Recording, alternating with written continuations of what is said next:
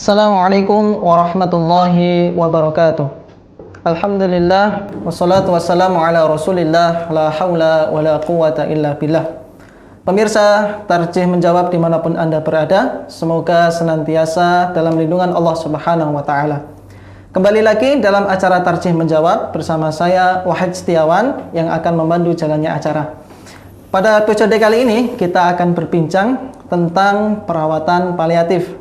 Alhamdulillah telah hadir bersama saya beliau Ustadz Dr. Agus Taufikur Rahman SPS MKes. Beliau adalah Ketua Pimpinan Pusat Muhammadiyah. Assalamualaikum Ustaz. Waalaikumsalam. Bagaimana kabarnya Ustaz? Alhamdulillah bi khairin. Ustaz Wahid sendiri gimana? Alhamdulillah saya juga baik Ustaz. Sekarang tinggal di mana ya? Saya di Kaliurang Ustaz. Oh di Kaliurang. Ya. Oke, alhamdulillah. Aktivitas masih berjalan seperti biasa Ustaz? Alhamdulillah Ramadan ini masih yang seperti biasa karena memang belum libur ya. Iya, alhamdulillah. Ya, mudah-mudahan Ramadan bisa tuntas ini nanti. Iya. Alhamdulillah. Baik Ustadz, untuk mengawali perbincangan kali ini, mungkin pemirsa juga sudah pada penasaran tentang perawatan paliatif. Mungkin terlebih dahulu bisa dijelaskan Ustadz tentang apa sih yang dimaksud dengan perawatan paliatif itu? Ya. Jadi pemirsa yang dirahmati Allah, bahwa kita tahu ketika seseorang itu dicoba oleh Allah berupa sakit, berbagai macam penyakit itu memiliki perjalanan alamiah penyakit yang berbeda-beda. Ada yang dirawat dalam beberapa waktu, kemudian dengan prosedur yang benar, atas izin Allah sembuh. Tapi tidak sedikit pasien-pasien itu yang karena kondisi penyakitnya, jenis penyakitnya, kondisi pasien itu sendiri, secara ilmu yang dipahami sekarang, potensi kesembuhannya itu tidak memungkinkan sesuai ilmu yang sekarang ini. Maka kita sering menyebutnya ini pasien-pasien terminal. Nah, perawatan paliatif itu adalah perawatan yang kita berikan kepada pasien dengan kondisi tersebut. Tujuannya apa? Tujuannya bukan untuk menyembuhkan lagi, karena tadi secara ilmu tingkat kesembuhannya kan sudah tidak ada harapan. Maka tujuannya membuat kondisi pasien kita itu tetap optimal, kita kurangi penderitaannya, nyerinya, dan segala problem yang dihadapi oleh pasien, termasuk problem yang dihadapi oleh keluarganya. Jadi perawatan paliatif ini bukan untuk proses penyembuhan, tetapi bagaimana pasien yang berada di kondisi terminal ini tetap dalam kondisi yang baik, penderitaannya terkurangi, kalau ada problem nyerinya bisa diatasi, sehingga suasana fisik maupun batinnya itu dalam keadaan yang lebih baik. Nah, bagi kita para tenaga kesehatan, para dokter, sejak awal kita itu kan memang dididik untuk meringankan penderitaan pasien, dan kadang bahasa yang lain adalah memperpanjang usianya.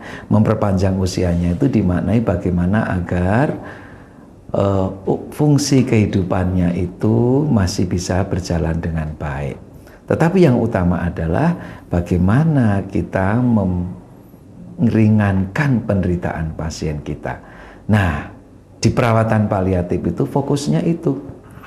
Sehingga walaupun pasien itu dalam kondisi terminal, kita kasih contoh ya Ustadz Wahid, pasien kondisi terminal itu misalkan pada kanker stadium tertentu, stadium lanjut kita sebut begitu, yang sudah metastase kemana-mana, bahkan kadang problemnya sudah masyarakat nyebutnya komplikasi itu ya, satu sama lain sudah memiliki problem. Orang sering menyebut multi organ failure, semuanya sudah mengalami problem. Nah, pada kondisi seperti ini yang berlaku perawatan paliatif. Kanker biasanya mengakibatkan nyeri, bagaimana nyerinya itu teratasi. Tentunya dengan berbagai macam pendekatan perawatan paliatif itu. Terus bagaimana problem keluarga merawat beliau. Nah, di perawatan paliatif itu kita utamakan untuk itu semua meringankan penderitaan, menjaga agar batin dan mental pasien terminal itu tetap baik. Nah, itu bedanya antara perawatan paliatif dan tadi. Kalau misalkan ada pasien tiba-tiba perutnya sakit, terus kita operasi ternyata diagnosanya usus buntu gitu ya, masyarakat nyebut apendisitis. Itu operasi. Nah, operasi seperti itu bukan perawatan paliatif namanya, tapi perawatan untuk terapi penyembuhan. Sementara perawatan paliatif itu untuk kondisi-kondisi terminal. Bisa pada orang yang sudah sangat lanjut, tapi bisa juga pada usia-usia muda yang memiliki penyakit tertentu. Contohnya cancer tadi. Gitu, Ustaz Fakir. Gitu ya, Ustaz. Tapi akhir-akhir ini itu ada orang yang dia itu sakitnya itu menaun, kemudian sudah divonis tidak bisa sembuh, Ustaz, sehingga dia itu minta untuk dilakukan eutanasia, Ustaz. Iya. Nah, bagaimana pandangan Islam mengenai eutanasia ini, Ustaz? Jadi nah justru yang kita khawatirkan kan kalau pasien itu mengalami putus asa. Ketika sudah putus asa, tidak ada harapan, terus seperti Ustadz Fakir tadi sampaikan, terus pengen sudahlah saya mengakhiri hidup saja. Yang sekarang kemudian dikenal dengan istilah eutanasia. Di banyak negara ada istilahnya lain, mati dengan damai. Bahkan ada sebutan wisata menuju kematian yang mudah. Tapi bagi kita, justru dengan perawatan paliatif itu harapannya pasien-pasien di posisi terminal itu pertama, secara fisik, problem fisiknya, problem biologisnya itu kita atasi sehingga penderitaannya tadi, nyerinya dan yang lain itu bisa teratasi dengan baik. Kalaupun dia tidak bisa beraktivitas, ada caregiver yang merawat, membantu agar dia tetap bisa melakukan aktivitas dasar yang dibutuhkan. Yang kedua, kita juga merawat mentalnya. Kalau bagi kita orang Islam, perawatan paliatif itu termasuk bagaimana mempersiapkan, karena sudah ada data secara epidemiologi seperti ini, itu biasanya proses kehidupannya tinggal beberapa bulan, beberapa tahun. Tugas kita mempersiapkan agar pasien-pasien kita itu bisa menjemput quote and quote kematian itu dengan baik. Bahkan kemudian mempersiapkan dengan baik. Nah, istilah kita ada pelatihan menjemput sakaratul maut itu. Nah, kemudian yang ketiga, sebentar kita kita lanjutkan nanti. Oke. Baik pemirsa, jangan kemana-mana, Tarjih Menjawab akan kembali setelah pesan-pesan berikut ini. Pemirsa, kembali lagi dalam acara Tarjih Menjawab, masih seputar perawatan paliatif, masih bersama dengan Dr. Agus Taufikur Rahman. Mungkin bisa kita lanjutkan, Ustaz, tentang pertanyaan sebelumnya. Jadi, ketika perawatan paliatifnya bagus, penderitaannya terkurangi, kemudian keluarganya juga mensupport, ada orang-orang yang bertugas sebagai caregiver sehingga kebutuhan dasar itu masih bisa terpenuhi, terus mentalnya kita jaga juga, harapannya pasien kita itu tidak ada keinginan untuk eutanasia tadi. Iya. Karena apa? Karena dia masih menyadari bahwa sebetulnya secara spiritual kita dalam perawatan Islam, kita menjaga agar pasien itu masih memiliki waktu untuk memperbanyak amal soleh. Ketika perawat-perawat kita di rumah sakit menyampaikan dengan baik, misalkan ibu dapat cobaan sakit, nah sekarang ada amal soleh yang indah, apa? Sabar dalam penderitaan ini. Dan sabarnya ibu ketika sedang sakit seperti ini, itu amal soleh, bahkan menjadi penghapus dosa-dosa kita. Sabda Rasul kan jelas seperti itu. Tentunya disampaikan dengan bahasa sederhana, tidak kayak orang ceramah, ya toh Ustaz. Sehingga pasien itu kemudian ketika menunggu kematian itu masih bisa beramal soleh dengan cara yang berbeda, termasuk dengan cara yang tadi, bersabar. Nah, ketika perawatan paliatifnya tidak ada, pasien kemudian jadi putus asa, disitulah muncul kemudian peluang untuk eutanasia. Tapi kita kan tahu bahwa sebetulnya manusia itu kan bukan hanya makhluk biologis dan makhluk psikis dalam artian mental. Tapi kita itu kan juga makhluk spiritual, makhluk sosial.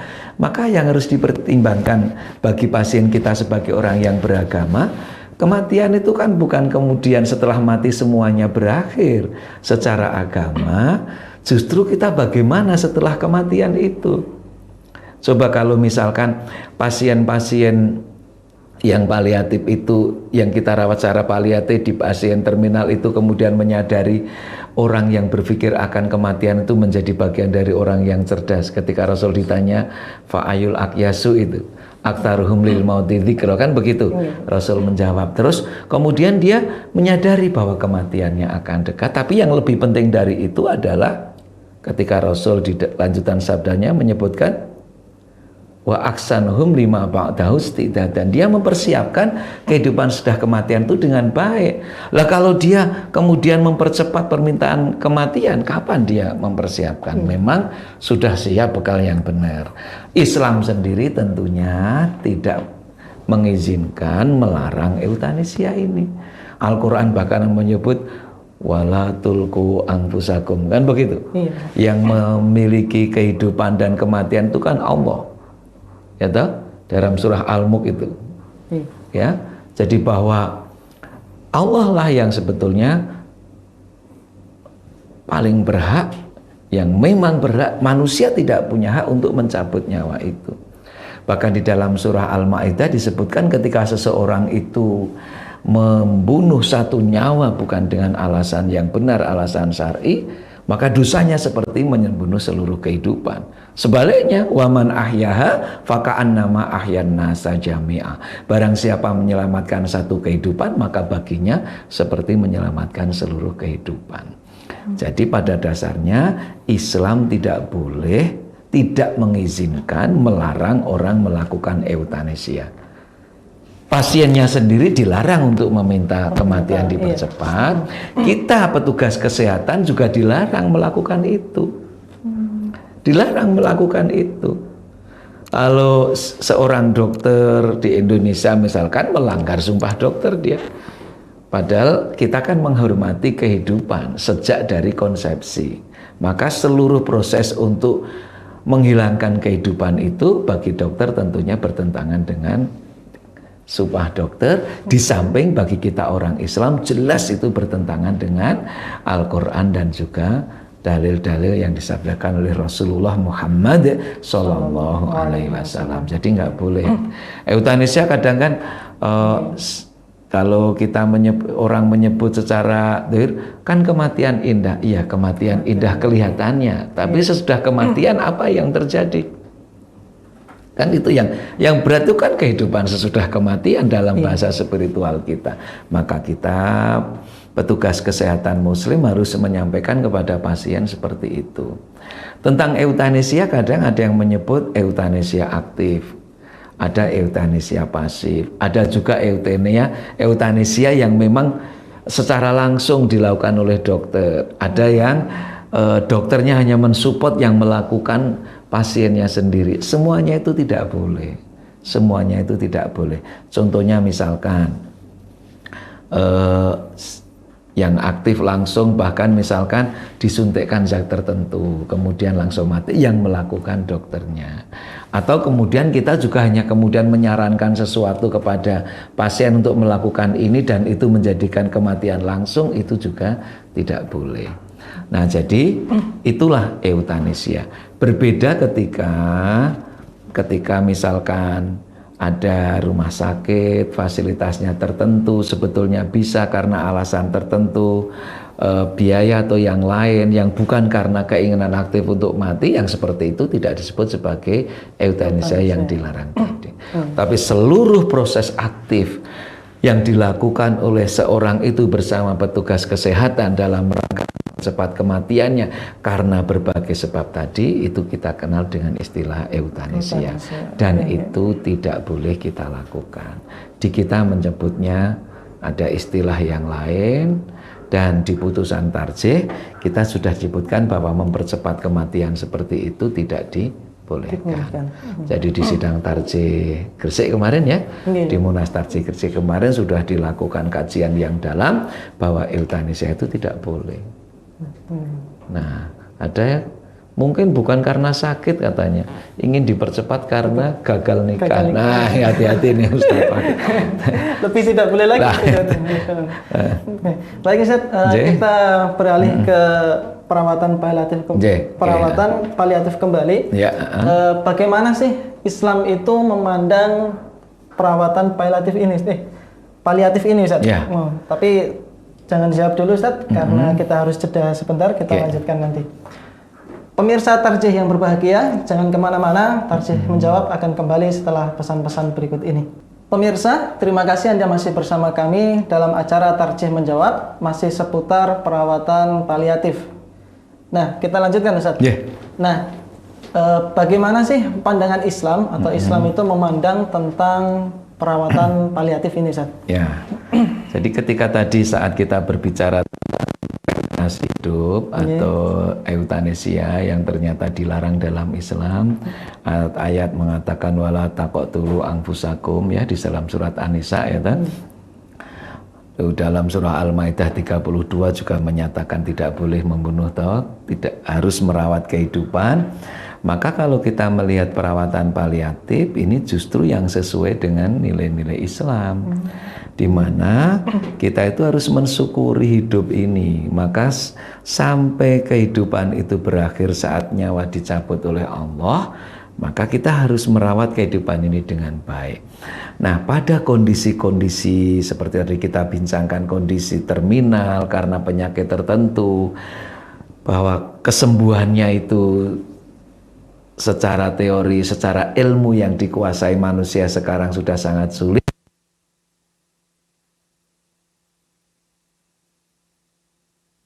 Paliatif ini bagaimana agar pasien-pasien kita terkurangi penderitaannya, jadi problem-problem terkait penyakitnya itu bisa terkurangi, dampaknya kepada fisiknya khususnya, secara mentalnya kita kuatkan, secara spiritual juga kita beri bekal agar mempersiapkan akhir kehidupan ini dengan baik. Nah, Islam sangat mendukung perilaku mulia seperti ini. Karena paliatif ini juga bagian dari merawat kehidupan yang tadi kita ingat Al-Maidah wa man ahyaha faka'annama ahyan nasa jami'a. Nah, bagi teman-teman yang bertugas merawat pasien, mendatangi pasien itu, kalau guru di tempat kami sering ingatlah hadis Nabi ketika mendatangi pasien, amalkan untuk menjenguk saudara kita yang sakit. Yang Nabi memerintahkan kita untuk menjenguk orang yang sakit itu. Bahkan salah satu hak muslim dari muslim yang lain adalah menengok kalau saudaranya itu sedang sakit. Sehingga ketika kita ada saudara yang sakit, ketika kita jadi petugas medis, ataupun kita sebagai seorang sahabat yang saudara-saudara kita sedang dicoba sakit seperti itu, sebetulnya kehadiran kita itu bisa menjadi bagian dari perawatan paliatif yang komprehensif.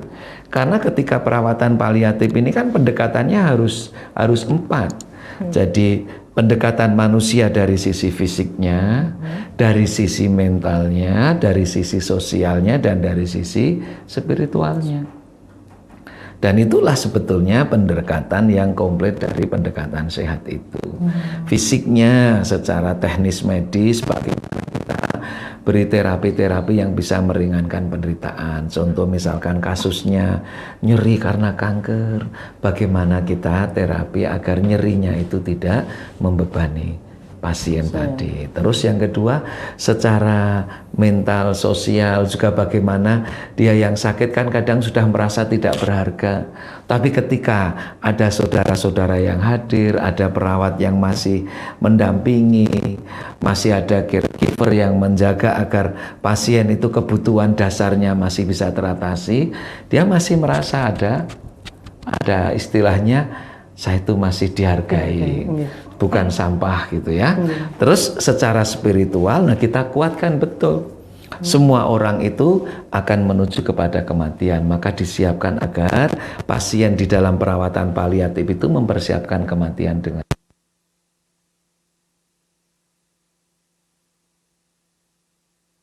Jika dia sabar, itu bagian dari amal solehnya.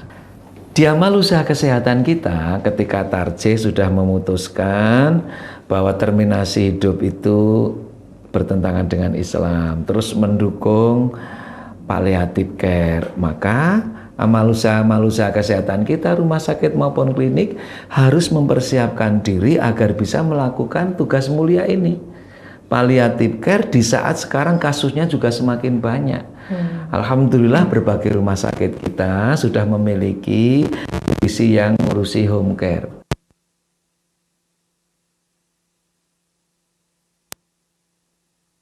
Ini tentunya perawatannya harus dijaga agar betul-betul perawatan yang komprehensif tadi, holistik tadi, bukan hanya problem fisik tapi juga mental, sosial, termasuk spiritualnya tadi. Nah, bersamaan dengan itu, rumah sakit kita sekarang dari divisi Bina Rohani di bawah direksi Al-Islam Kemuhammadiyaan juga punya program dalam rangka mempersiapkan diri menjaga menuju kematian yang baik. Kalau di PKO ada yang mengatakan divisi Husnul Khotimah, ada divisi Nafsul Mutmainnah. Itu bagian yang tidak terpisahkan dari kepentingan kita memiliki pelayanan paliatif yang baik. Sekali lagi, Islam mendukung agar pelayanan kita itu bisa meringankan penderitaan. Ada caregiver yang bisa mendampingi agar pasien kita itu tetap mendapatkan kebutuhan dasarnya dan keluarganya pun juga bisa menjaga dengan baik. Syukur kita bisa mengantarkan husnul khotimah. Pasien tidak putus asa, sakit pun masih bisa beramal soleh dengan sikap sabarnya. Nah itu ya. Jadi sekali lagi, euthanasia termasuk hidup tidak boleh, palliative care harus kita dukung dan kita wujudkan. Masya Allah. Oke. Ini nampaknya perbincangan kita harus berakhir di sini Ustadz, karena memang waktu yang sangat terbatas. Ustadz akhir. Kami ucapkan terima kasih pada Ustadz Dr. Agus Taufikur Rahman atas jawabannya. Oke. Pemirsa, demikianlah perbincangan saya dengan Dr. Agus Taufikur Rahman tentang perawatan paliatif. Semoga bermanfaat. Jangan lupa selalu saksikan Tarjih Menjawab setiap hari di bulan suci Ramadan. Akhirnya, saya Wahid Setiawan beserta kru yang bertugas pamit undur diri. Wassalamualaikum warahmatullahi wabarakatuh.